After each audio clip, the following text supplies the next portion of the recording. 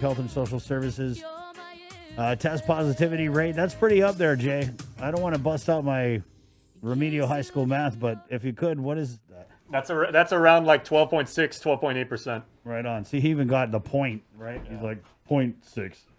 And then we also saw our 52nd COVID-19 related death reported yesterday.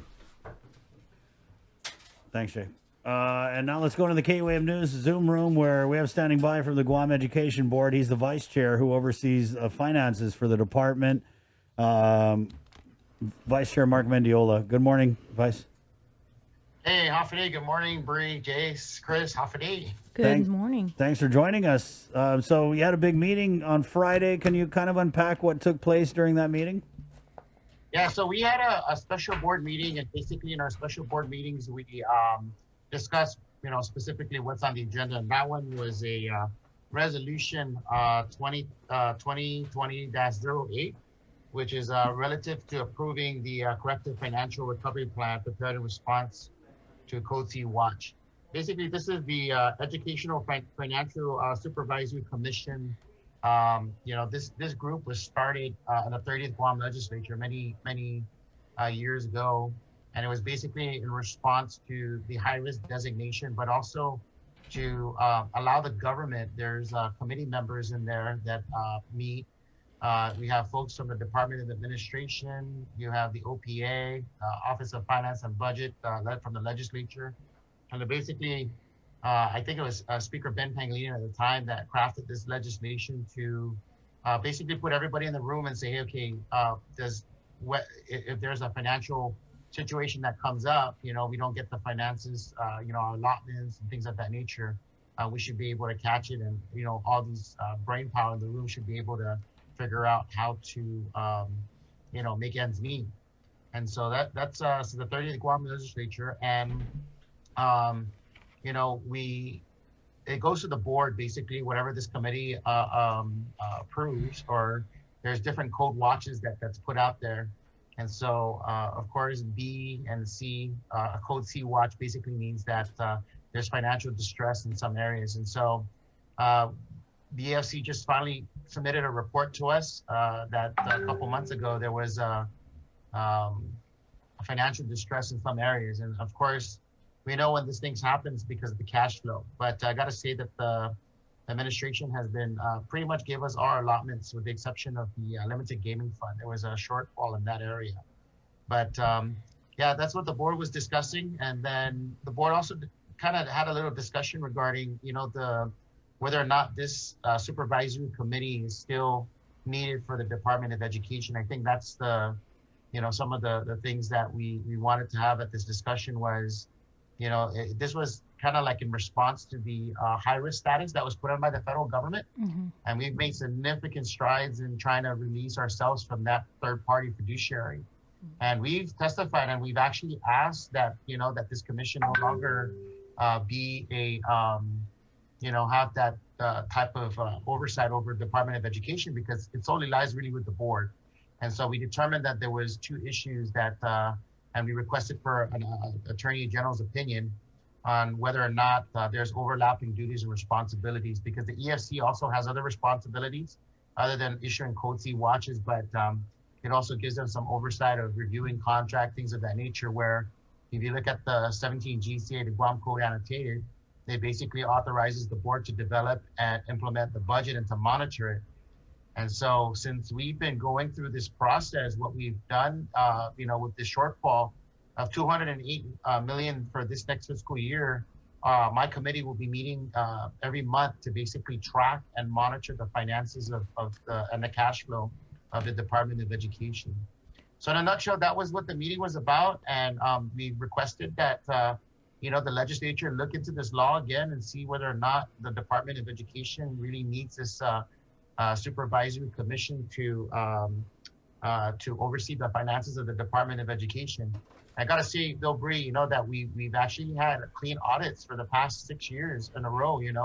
The question costs have been, on any issue that we had many years ago is no longer there, and I think that just goes to show the providing stability within the Department of Education, and also providing the the financial position. And I think that's the key. It's just managing the cash flow within government. And so now that we know what the 208 million that's coming through, of course we're going to really struggle, folks. And I think that's the reason why the board is going to really put its attention and focus on what we need to do to make ends meet with this financial budget that was given to us by the legislature.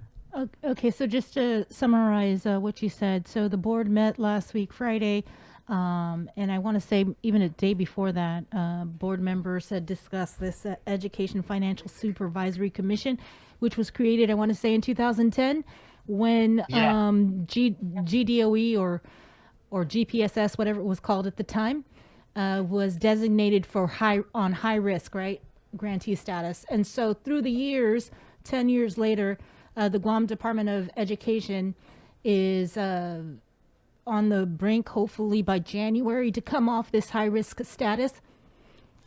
And so in between this time, GDOE has made all these strides to come off this high-risk grantee status.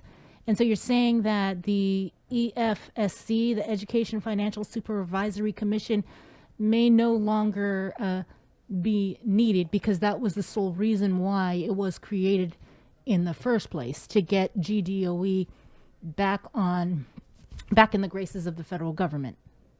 Yeah, it was kind of in response to that. I don't know. I read the enabling legislation, but it clearly says that. I think what's interesting to note, of course, back in those days, even like the OPA's office, right? We have so much oversight right now that if there's any financial trouble within the Department of Education, I mean, the OPA and the folks, they'll pick up on it pretty quick. You know what I mean? And so having this extra, I call it bureaucratic oversight, really. Some people say, hey, well, that's the reason why it worked. And that's the reason why the department hasn't had, these financial, crises and stuff like that. But every year we get shorted of funding, but we just have to make it work, and we try to figure that out. But, the superintendent and his team, our budget team, really just manage, with the resources coming through. But I got to say this, though, this is a tremendous amount of work, internally, and we don't have a large agency or division that we used to have, and so, of course, it's challenging on our team when you have to provide that support to the board and then also provide that same report to or support to the EFSC. And so even the OPA, through the representative, I think Mr. Duenas testified that, in one of our meetings with Senator Nelson, that, the OPA wants to be relieved of this because they feel that, they have some conflicts in there. But also, it's just getting all these people in the room. But, there's nothing preventing us from doing that, without a law, should something come up, But I just think at the time, the Speaker Ben, I think in his wisdom, wanted to put everybody in the room and force people to come together. But, when you say we're in it together or we're working together, I guess, then you don't really need it, right? Mark, you guys, you mentioned this Code C watch that was issued by this commission. For what period of time was this? Because I'm looking at this letter sent over to Maria Gutierrez, the chairperson of the Guam Education Board, and it was dated for September 21st.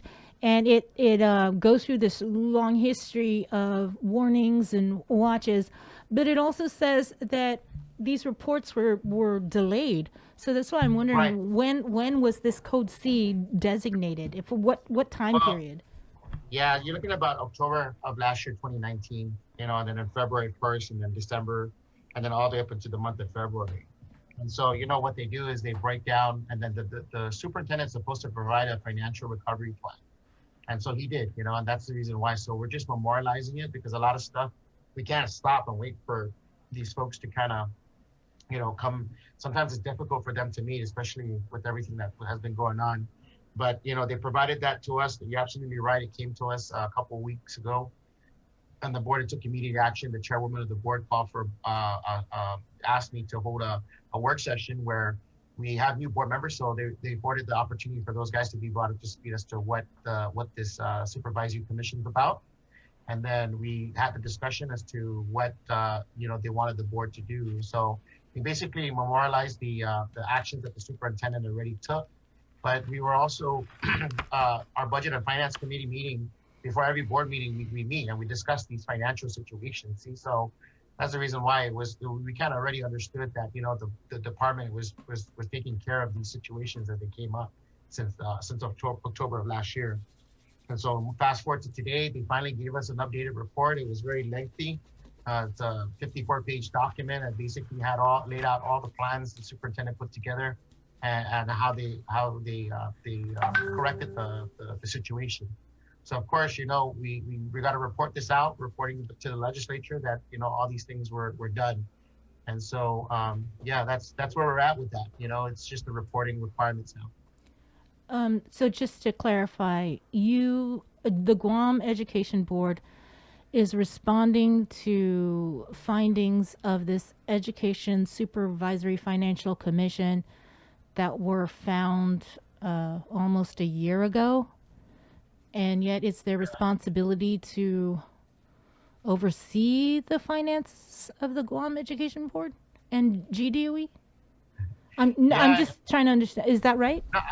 Yeah, they're supposed to meet. I don't know when they're scheduled to meet and stuff like that, but I do know that since I've come on board, is they meet, they provide us cold watches, and they let us know, like, hey, there's a potential situation, you know, that could be, you know, financial situation that everybody needs to draw their attention to this. But you're right, you know, it took them quite some time to get it, and that's the reason why we're like, okay, you know, we did all the corrections, we did everything that we're supposed to do, we went through an audit, we did all that wonderful stuff, and then here we are, we still have a supervisory commission that's gonna.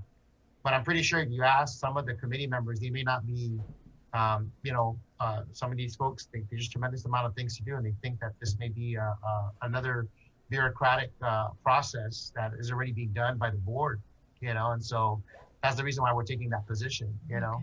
And so we basically ratified what we've done already, you know, what the superintendent has been charged by the board, which is basically to manage the financials within the Department of Education. And so that's the reason why we're making that push, you know. Okay. But you hit it right in the head, Bree. It's that, you know, it took a long time for them to provide this to us, you know, and now that it's come before us, we you know, we just have to address it. I'm not knocking the work that the folks in the committee are doing. I think it's important work, but at the same time too, is it necessary? Maybe in in the 30th Guam legislature, maybe that was necessary, you know, but because of the financial conditions that we were in back in the day. But I can say that, you know, we got a set of eyes, and the board, the whole group is looking at the finances of our department at this point. And so, you know, with technology and with everything that we have today, you know, everybody's going to be looking at things when we go into financial distress and ask us what are we going to do about it. Well, we try to prevent that, of course, but then we also look at these contingency plans, and I think that's what we have in the leadership of the department. We also have an internal audit office. We have Frank Cooperners, who actually did the presentation. And so you have an internal audit office that also should be able to give us guidance and advice if there's any issues, you know, that comes up with our finances. We got the Deputy of Finance, Ms. Dr. Zenny Nace. And so, of course, our goal really is just to monitor and make sure that we pay our bills and that we make sure that we take care of our people. You guys have a virtual information briefing today, right? Yes, we do have an information briefing. You know, that's something we're definitely going to bring up with them. You know, we definitely want to have our you know, when we go to the legislature, I think we're probably one of the most busiest departments within the government that gets to go down to the legislature. You know, and they always ask us for information. Hopefully, it helps them to craft, you know, sound policy, right? Policy because of the information that we're providing to these folks. And this was brought to the legislature, the EFC, that potentially we may not, you know, we would like to see this probably either repealed or amended to reflect, you know, clearly the delineation of roles between the EFC and the Guam Education Board. Mm-hmm. And so I'm definitely going to bring that up today. And then the other one too is we're also going to let them know that, you know, there's going to be issues on the high risk status, on the finances of the department. We really need that supplemental budget to come through.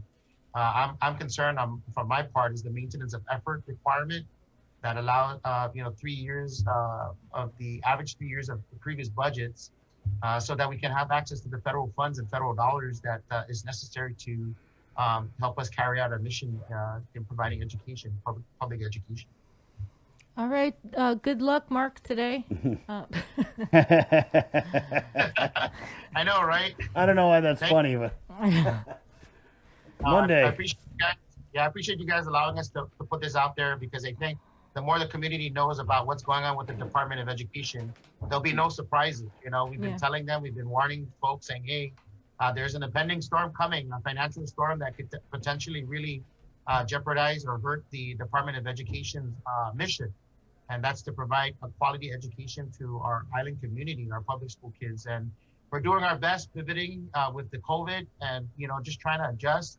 I know there's a lot of anxiety out there. My wife's a teacher. Like I said, my kids, I keep reminding people that because I live it every day. This morning, had to get up early, get them prepared for their lessons. And of course, I tell everybody I'm the vice principal of discipline at the Mendiola Middle School. Yeah. So I have carpentry, I have all these different things, but you know, I just hope our community understands and that we're better for this. We got to come together as a group and figure out a way to make this thing work. All right. Thanks, Mark. Thank you. God All bless. right. Stay safe. Okay, keep smiling, bro. 8:47. Let's keep it going in the KUAM news.